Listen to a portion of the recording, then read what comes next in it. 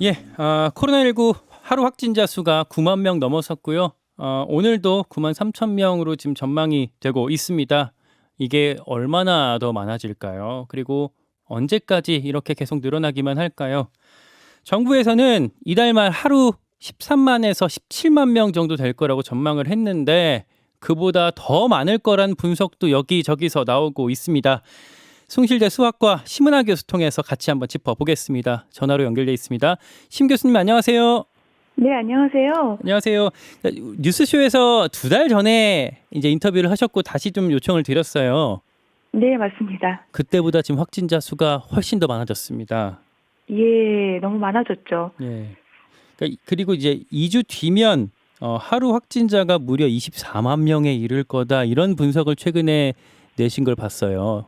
네, 네, 소개 좀 해주실까요? 네, 알겠습니다. 지금 혹시 화면에 표가 나와 있는지 모르겠는데요. 저희가 그 모델링을 통해서 예측한 바에 의하면 그 1주 후와 2주 후를 보통 예측치를 제공해드리고 있습니다. 잠시만요. 지금 유튜브 레인보우 통해서 보시는 분들 화면 지금 막 나왔습니다. 보시면서 참고하시면 네네. 되겠습니다. 예. 네, 1주 후에는 저희 예측치는 일단 14만 명 정도 나와 있고요. 그다음에 2주 후에는 그보다 많은 23만 8천 명 정도 저희가 예측하고 있습니다. 그 정부의 예측치보다는 조금 많게 저희가 하고 있는데요. 예. 그 표를 보시면 알 수 있겠지만 거기에 보면은 그 밑에 부분에도 또 다른 수치가 나와 있어요. 더 그러니까 이게 많은 보면 수치가. 지금 3월 2일 기준으로 봤을 때 그 여기 네. 아마 연구하신 논문의 일부인 것 같은데 뭐 KC 스파이 데이터 리포트 해갖고 23만 8,286명 그리고 또 다른 항목의 KC 스파이 데이터 인펙션 해서 34만 8,905명 이렇게 3월 2일 기준으로 두 개의 수치가 기록이 되어 있는 것 같거든요. 맞습니다. 예. 네, 그렇게 되어 있는데 그거는 어떻게 보시면 되냐면 저희가 보통 일일 확진자 수를 이제 이야기를 할 때 그거는 보고된 숫자이고요. 사실 그 확진자분들이 오늘 확진이 되었지만 감염이 된 시기는 며칠 전입니다. 그렇죠. 그런데 이제 잠복기 기간도 있고 또 증상 유무에 따라서 모든 분이 다 확진이 되고 보고가 되는 게 아니기 때문에 예. 그 당시 시점을 기준으로 실제로 감염이 되어 있는 상태의 사람 수를 계산을 하고 예측을 한다면 확진자 수보다는 좀 더 많은 경우가 있습니다. 그래서 그 숫자 차이가 거기에서 이제 나오는 거라고 보시면 됩니다. 그러니까 여기 3월 2일이라고 되어 있는데, 그러니까 요 예측의 위에 있는 이제 리포트 보고를 기준으로 하신 게 이를테면 3월 2일 날 정부가 발표할 신규 확진자 수, 뭐 네. 전날 집계가 된 거겠죠. 뭐 그렇죠. 그게 23만 명. 그 밑에 네. 있는 인펙션 감염을 기준으로 한 거, 그 맞습니다. 실제 네. 3월 2일 날 그렇게 이제 뭐 이렇게 검사하지 감염된 않은 사람들. 상태의, 네. 모든 감염된 상태의 그 사람 수를 예측을 하자면 그보다 더 많을 수 있다는 이야기죠. 왜냐하면 모두가 다 보고가 되지도 않고 증상 유무에 따라서 또 보고 안 되고 지나가는 경우도 또 많이 있기 때문에 그렇습니다. 그래서 34만 명이 나온 것 같아요. 네, 요 맞습니다. 분석을 어떻게 하신 건지 좀 간단히 좀 설명을 좀 부탁드릴게요.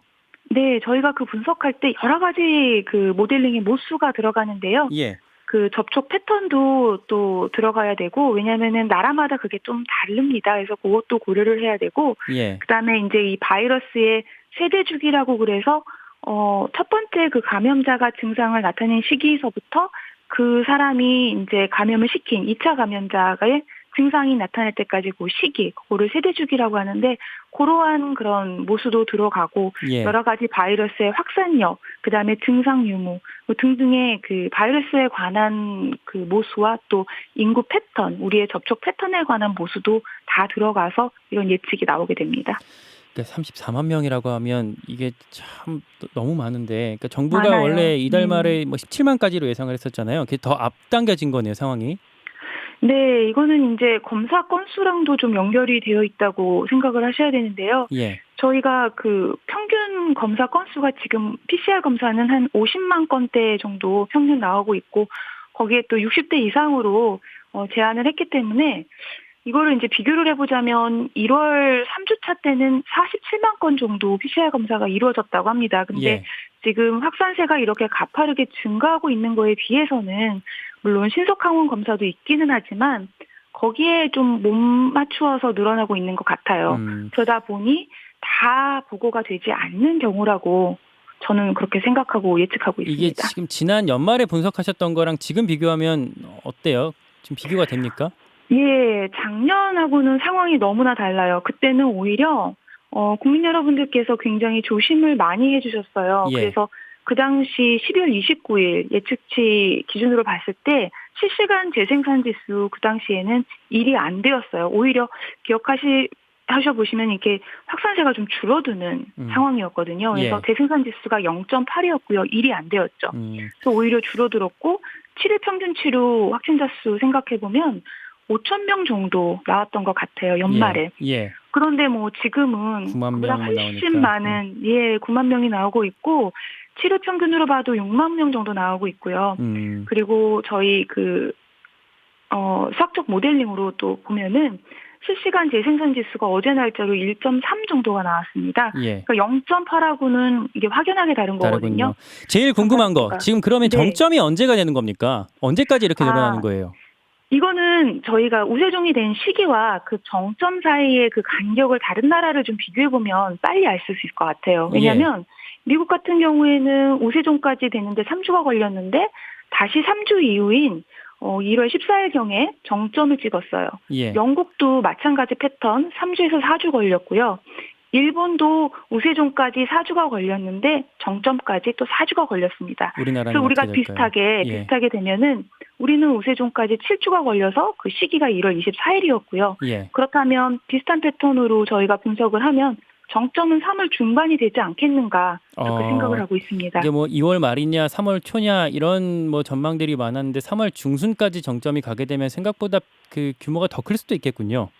네, 왜냐하면 이게 우리는 좀 방역을 잘하는 편이고 다른 나라에 비해서 국민 여러분들께서 굉장히 협조를 많이 해주시고 있어요. 예. 그러다 보니 우세종까지 걸리는 시간도 좀 미룰 수 있었고 마찬가지로 정점까지 걸리는 시간도 다른 나라보다는 길어질 수 있습니다. 그렇게 되면 만약에 3월 중반까지 정점이 되게 되면 그 네. 정점에는 확진자 수가 하루에 얼마나 좀 나올 걸로 예상을 하십니까?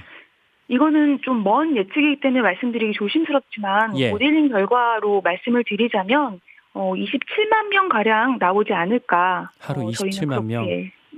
그렇게 예측하고 있습니다. 그러니까 27만 명이라는 건 이제 아까 우리 두 가지가 있었잖아요. 보고된 감염자와 보고 기준으로 그렇고요. 예. 실제 감염자는 훨씬 많을 수 있는데 저희가 최근에 연구를 해보니까 그 오미크론 같은 경우에는 증상 발현 전 잠복기 기간 중에 일어나는 전염 비율이 반이 넘어요. 51%가 나왔거든요. 예. 그렇다 보니 이게 그래서 이제 확산세가 잡히지 않는 거고요. 또 감염이 됐다는 사실을 모르는 채로 있는 분들이 꽤 있으시기 때문에 더 그렇습니다. 마지막 질문 하나만 더 드릴게요. 네. 지금 정부가 사회적 거리두기를 완화할 수 있다라는 얘기가 나오는데 그럴 경우에는 이 뭐 확진자 규모가 더 늘어날 수 있는 거 아닙니까? 더 늘어날 수 있어요. 제가 많이 우려하는 부분인데요. 예. 사실 피로도가 높아져서 그런 결정을 내리시려고 고려하는 것 같은데 사실 여태까지의 그 코로나 2년가량의 기록을 보자면 지금이 가장 위험합니다. 확진자 수 제일 많고요. 예. 그래서 지금은 사실 완화할 시기는 아니라고 개인적으로 생각합니다. 라는 게 숭실제 수학과 심은하 교수님 얘기였습니다. 오늘 인터뷰 고맙습니다. 여기까지 듣겠습니다. 네, 감사합니다. 감사합니다. 김현정의 뉴스쇼는 청취자 여러분의 참여로 이루어집니다. 트위터, 페이스북, 레인보우 게시판, 그리고 단문 50원, 장문 100원의 유료 문자 샵 1212, 우물정 1212 통해 참여하실 수 있습니다. 김현정의 뉴스쇼, 여러분과 함께 만듭니다.